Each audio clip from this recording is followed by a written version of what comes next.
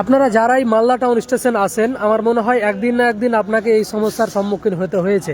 শুধু আমি বলে না, হরিশ্চন্দ্রপুর থেকে যারাই আসে, সে কাজের ক্ষেত্রে হোক, পড়াশোনার জন্য হোক, বা রোগী দেখানোর ক্ষেত্রে হোক, যে কোনো কাজেই হোক না কেন, একদিন না একদিন আমার মনে হয় এই সমস্যার সম্মুখীন হতে হয়েছে। আসলে কি হয়েছে, আজকে আমি মালদা টাউন এসেছিলাম কোনো এক কাজে। আমার প্রায় 6টার সময় কাজ শেষ হয়ে যায়, কিন্তু ব্যাপার হলো যে মালদা টাউন থেকে হরিশ্চন্দ্রপুর যাওয়ার জন্য লাস্ট ট্রেন হলো 5টা 30-এ, যেটা কোট মালদা স্টেশন থেকে লোকাল ট্রেন আর কি, 5টা 30-এ। তারপরে কিন্তু আর কোনো রকম ট্রেন নেই হরিশ্চন্দ্রপুর যাওয়ার জন্য। আমি এখানে এসেছি আজকে 6টার সময় কাজ শেষ করার পরে, আমি এসে দাঁড়িয়ে আছি এখানে। এখন হলো রাত প্রায় দশটা মানে 10টা, এবং তিস্তা তোরসা ট্রেন এসে দাঁড়িয়ে আছে এখানে। আমি এই ট্রেনটা চাপবো। আমার কথা হলো যে আমি যে সন্ধ্যা 6টা থেকে রাত 10টা পর্যন্ত মাঝখানে 4 ঘন্টা বসে আছি, দুঃখের ব্যাপার এটাই যে এরকম না যে এর মাঝখানে কোনো ট্রেন ছিল না যেটা হয়তো মালদা টাউন থেকে হরিশ্চন্দ্রপুরের উপর দিয়ে যায়নি, এরকম ট্রেন ছিল না, এটা কিন্তু মোটেও নয়। তিনটা ট্রেন আমি দাঁড়িয়ে থেকে পাস করলাম। একটা হলো সাইরাং এক্সপ্রেস, তারপরে কি যেন কি বলে দিব্রুং, একটা এরকম দিব্রুঘাট এক্সপ্রেস, তারপর সরাইঘাট এক্সপ্রেস। 3টা ট্রেনই আমি পাস হতে দেখলাম। সবগুলোই ট্রেন হরিশ্চন্দ্রপুরের উপর দিয়েই যাই, সোজা গিয়ে কিষানগঞ্জে গিয়ে দাঁড়াই। আমি সেই ট্রেনগুলো দাঁড়িয়ে থাকা সত্ত্বেও, আমার সামনের দিক দিয়ে যাওয়া সত্ত্বেও আমি ট্রেনগুলোতে চাপতে পারলাম না। তার একটাই কারণ, সেটা হরিশ্চন্দ্রপুরের সেগুলোর স্টপেজ নেই।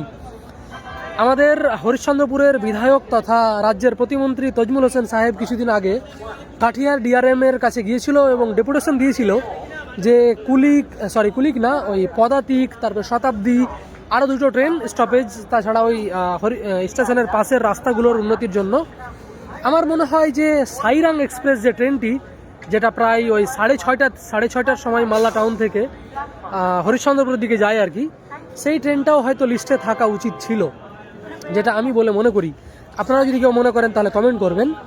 আর এই যে ট্রেনের স্টপেজ নিয়ে এই যে মাঝে 4 ঘন্টার ব্যবধান, এর মাঝখানে কিন্তু কোনো দিন এমন নয় যে সপ্তাহে হয়তো একটা ট্রেন আছে, এটাও কিন্তু না, কোনো দিন কোনো ট্রেনই নেই। আমার মনে হয় এই জিনিসটাতে আমাদের যারা শাসক দল রয়েছেন, অথবা শাসক দলে নেই তারাও হোক, যারা মন্ত্রীরা রয়েছে বা জেলা পরিষদের মেম্বাররা রয়েছে বা আরও প্রধানরা রয়েছে, আমি সবাইকে রিকোয়েস্ট করব যে আপনারা সবাই ডেপুটেশন দেন আমাদের ডিআরএম, কাঠিয়ার ডিভিশনের ডিআরএমকে, তাকে হরিশ্চন্দ্রপুরে এই ট্রেনগুলো স্টপেজ দেওয়া যেতে পারে। তাহলে হবে কি, যে কোনো পেশেন্ট যদি আসে মালদায় আর এসে হয়তো রিপোর্ট করালো, আর কোনো রিপোর্ট করতে দিল, আর রিপোর্ট হয়তো 5:30টার পরে দেবে বা 6টার সময় দেবে, অথবা 5টার সময় দিল, কিন্তু রিপোর্ট নিয়ে দৌড়ে যেতে যেতে ট্রেন হয়তো মিস হয়ে গেল কোনো কারণে। আমি অনেকজনকে দেখি যে ট্রেন মিস করে দেয় 2-1 মিনিটের জন্য। তাদের রাত 10টা ছাড়া, অপেক্ষা করা ছাড়া আর কোনো অপশন নেই। বাসে মালদা থেকে হরিশ্চন্দ্রপুর যাওয়া বাসের মাধ্যমে, এটা খুবই কঠিন কাজ।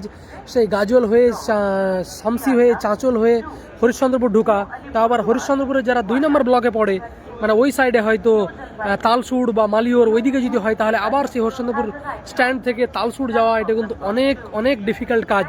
আপনি কোনোদিন একদিন করে দেখবেন, তাহলে সব বুঝতে পারবেন। আমি করেছি, এটা না করাও না, কিন্তু ট্রেনই হলো একমাত্র যোগাযোগ ব্যবস্থা যেখানে আমরা মালদা টাউনকে রিচ করতে পারি, এবং আমাদের এখানে অ্যাডমিনিস্ট্রেটিভ ডিপার্টমেন্ট, তাছাড়া ডক্টরদের সুবিধা, সব কিছু আমরা এখানে এসে নিতে পারি।